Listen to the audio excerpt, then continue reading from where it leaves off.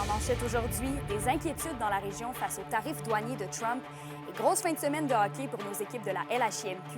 Le TVA Nouvelles commence maintenant.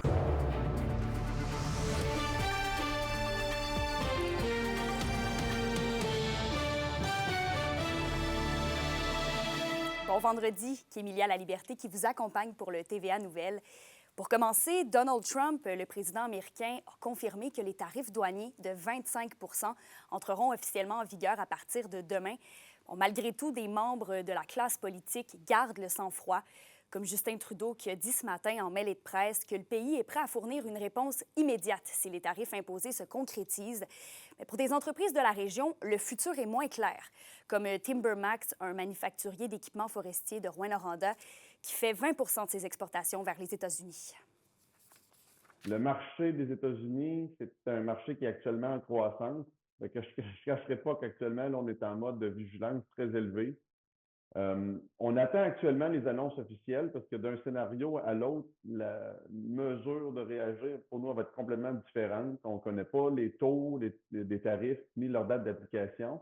J'espère que les gens de la région et les gouvernements vont saisir l'occasion qui est offerte, l'opportunité par Daniel Trump, de créer un marché intérieur beaucoup plus fort, d'amener finalement la deuxième, la troisième transformation dans les régions. Parce qu'il manque toujours de fonds gouvernementaux pour ça. Comment ça, on n'a pas un abattoir encore en Abitibi-Témiscamingue? C'est faute de financement gouvernemental. On va maintenant passer à la question du jour.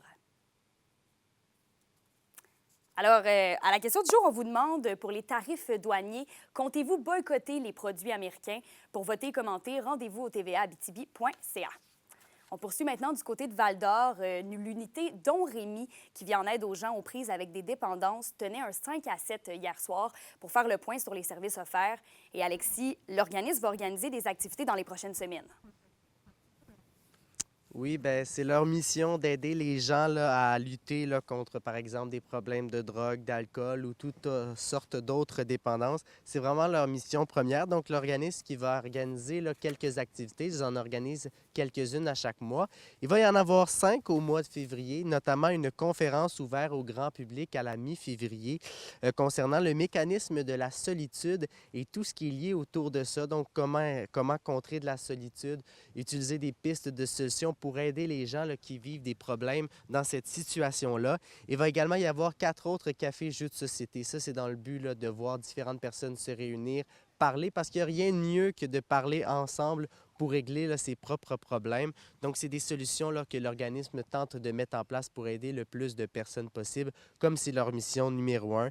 Là-dessus, là, je vous laisse écouter la directrice de Rémy. Nous, on travaille en dépendance et en santé mentale. Et notre but, bien, cette année, on veut travailler avec les organismes, on veut travailler ensemble, puis bâtir ensemble, répondre aux besoins. Puis, tu sais, si on met toutes nos connaissances ensemble, parce qu'on est tous différents, bien, on va créer une pièce unique ensemble, puis on va pouvoir répondre aux besoins d'un beaucoup plus grand nombre en unissant toutes nos connaissances ensemble.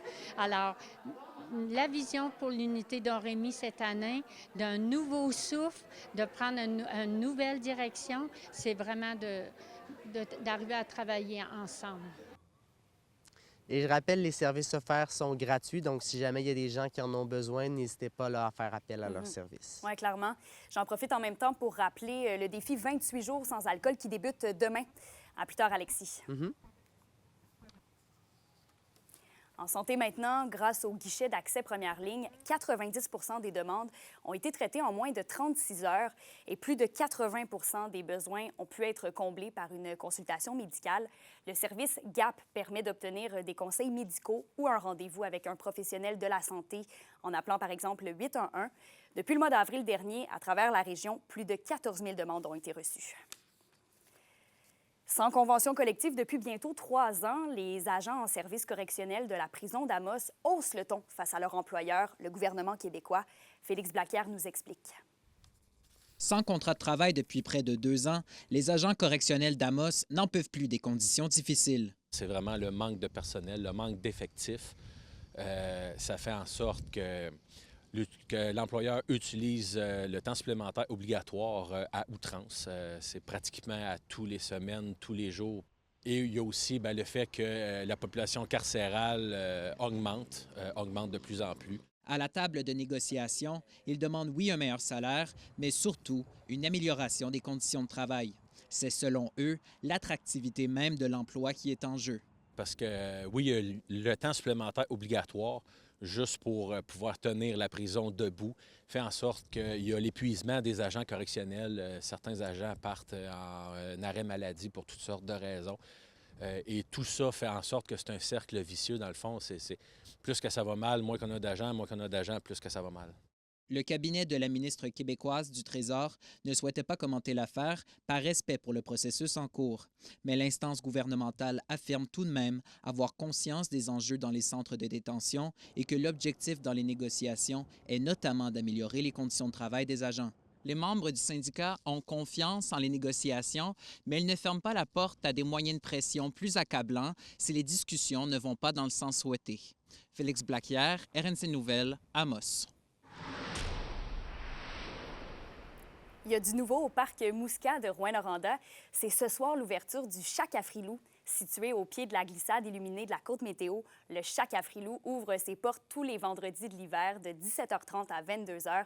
Les visiteurs vont pouvoir profiter de la location de tubes pour la glissade au tarif de 5 $, de chocolat chaud, de café et d'un foyer extérieur pour se réchauffer. Dans la LHJMQ, les Huskies de Rouyn-Noranda jouaient hier soir à l'Arena Glencore. Alexandre Lameurthe s'est fait surprendre par les Highlanders de Charlottetown. Oui, Kémilia, tout à fait. Surprendre, c'est le bon mot. Défaite de 6-3 contre les Highlanders.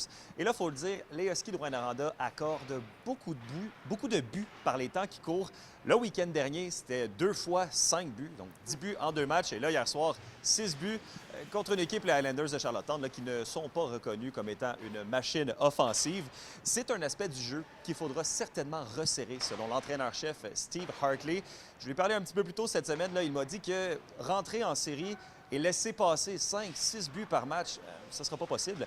Donc, c'est vraiment quelque chose qu'il faut resserrer dès maintenant. Et parlant de série, les Huskies de Rouyn-Noranda sont toujours bien en selle pour y participer. Ils pointent présentement au 6e rang du classement général de la LHJMQ. Et j'ai parlé avec celui qui est maintenant le meilleur pointeur des Huskies, Bill Zonon. Et il m'a confié que le moral de l'équipe est bon ces temps-ci, mais que vraiment la défensive, c'est quelque chose que tout le monde a à l'œil présentement. Je vous laisse écouter le grand Bill. Il faut que ça soit plus dur de jouer contre nous. Je pense au final, c'est ça. Il faut qu'on soit plus physique. Faut que ça soit dur rentrer dans notre zone. Il faut que ça soit dur être proche de notre gardien. Puis hier, ça n'a pas été le cas. Ouais, la confiance va tout le temps être là. Je pense qu'on l'a prouvé au début de la saison. On l'a prouvé contre Moncton, contre Rimouski, quand on allait jouer là-bas. La confiance est là.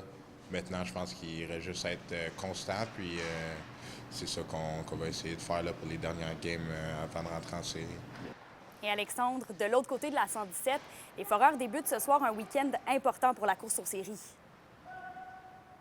Absolument, Kémilia. Donc, Highlanders, Sea Dogs qui vont être là ce week-end. Highlanders, 11e au classement et les Sea Dogs, 15e. Je rappelle que les Foreurs, présentement, sont 14e. Fait que c'est vraiment 3 équipes qui sont dans les mêmes eaux présentement. L'opportunité est belle, donc, pour la troupe de Maxime Desruisseaux, de montrer que leur bonne tendance des dernières semaines, ce n'est pas un feu de paille. Là, il y a 4 gros points qui sont sur la table à aller chercher afin de cimenter un petit peu leur place en série. Ce serait quand même leur grand retour en série après 2 ans d'absence, je le rappelle. Et j'ai parlé plus tôt aujourd'hui avec le capitaine du Varéor, Nathan Brisson, qui nous a rappelé que les Foreurs, c'est une équipe en développement et que les jeunes, selon lui, se développent bien. Reste qu'il y a 2 matchs importants ce week-end et le capitaine a bien l'intention d'aller chercher les 4 points. On peut l'écouter. C'est sûr que c'est vrai que la semaine passée, on a eu un peu 3 games un peu plus durs. Mais depuis Noël, ça va vraiment, vraiment bien, je trouve. Puis cette semaine, on a eu une grosse semaine d'entraînement.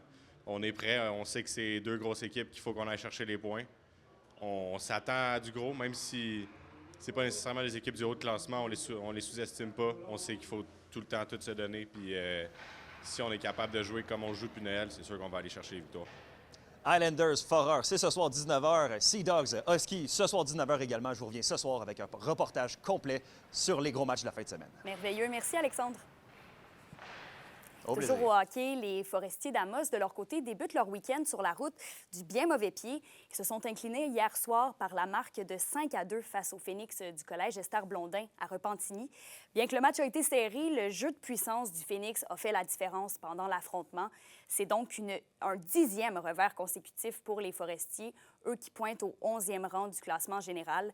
Les 2 prochains matchs de l'équipe amossoise vont se dérouler samedi et dimanche à Saint-Hyacinthe contre les Gaulois. La météo aujourd'hui, eh bien là, on a des bonnes nouvelles puisque c'est le retour du soleil. En Abitibi, il y a toujours une possibilité de neige à 30 % avec un maximum de moins 13 degrés. Et au Témiscamingue, c'est une alternance de soleil et de nuages, maximum moins 11 degrés Celsius.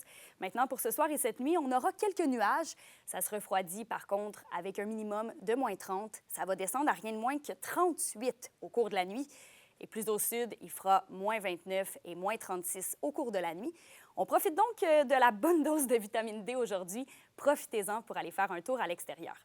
Avant de vous quitter, à la suite d'un bris d'aqueduc survenu hier, la Ville de Rouyn-Noranda informe ses résidents que certains résidents vont devoir faire bouillir l'eau pendant 1 minute environ avant de la consommer. Pour savoir si vous êtes touché par cette mesure, vous pouvez consulter le site web de la Ville ou encore leur page Facebook. C'est donc complet pour les informations de ce midi. On se retrouve tout à l'heure pour le TVA 18h.